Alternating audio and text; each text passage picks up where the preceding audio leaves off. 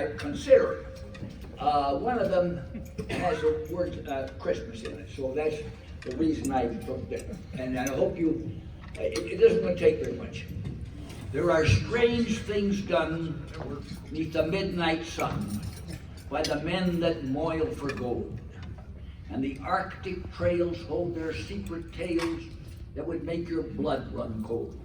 And the northern lights have seen queer sights, but the queerest they ever did see was a night on the marge of Lake Labarge. I cremated Sam McGhee. Now, Sam McGhee was from Tennessee, where the cotton blooms and blows. Why he left his home down south to roam on the pole, God only knows. He was always cold, but the land of cold seemed to hold him there like a spell, and he'd often say in his homely way that he'd sooner live in hell.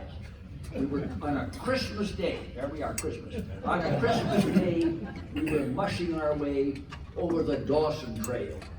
Talk of your cold. Through the parka's fold, it stabbed like a driven nail. If our eyes we'd close, then the lashes froze till sometimes we couldn't see. It wasn't much fun, but the only one to whimper was Sam McGhee. And late that night, as we lay packed tight in our robes beneath the snow, and the dogs were fed, and the stars o'erhead were dancing heel and toe, he turned to me, and Cap, says he, I'll cash in this trip, I guess. But if I do, I want that you won't refuse my last request. It ain't being dead. It's the awful dread of the icy grave that pains. So I want you to swear that foul or fair, you'll cremate these last remains. Well, he looked so low that I couldn't say no, so I swore that I would not fail. And we started on at the break of dawn, but God, he looked ghastly pale. And he sat in the sleigh, and he raved all day at his home in Tennessee, and by nightfall, a corpse was all that remained of Sam McGhee. There wasn't a breath in that land of death, and I hurried, horror-driven, with a corpse half hid that I couldn't get rid because of a promise given.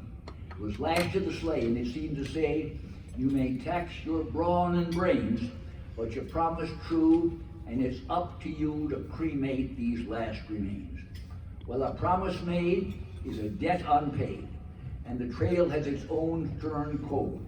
In the days that come, though my lips were dumb, in my heart how I cursed that load. And every day that quiet clay seemed to heavy and heavier grow, and on we went, though the dogs were spent, and the grub was getting low. And the trail was bad, and I felt half mad, but I swore that I wouldn't give in. I'd often sing to the hateful thing, and it hearkened with a grin.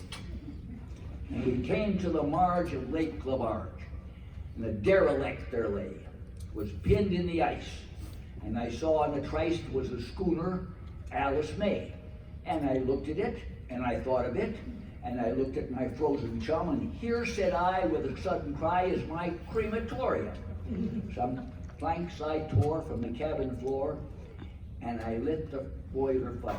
Some coal I found that was lying round, and I heaped the fuel higher, and the furnace roared, and the flames there soared, such a blaze you seldom see, and I burrowed a hole in the glowing coal, and I stuffed in Sam McGhee. Then I made a light hike, because I didn't like to hear him sizzle so.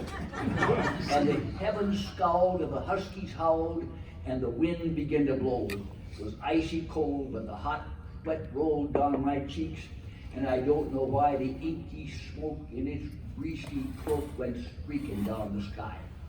I do not know how long in the snow I wrestled with grisly fear, but the stars came out and danced about till at last I ventured near. I was sick with dread, but I bravely said, I guess I'll take a look inside, for he should be cooked.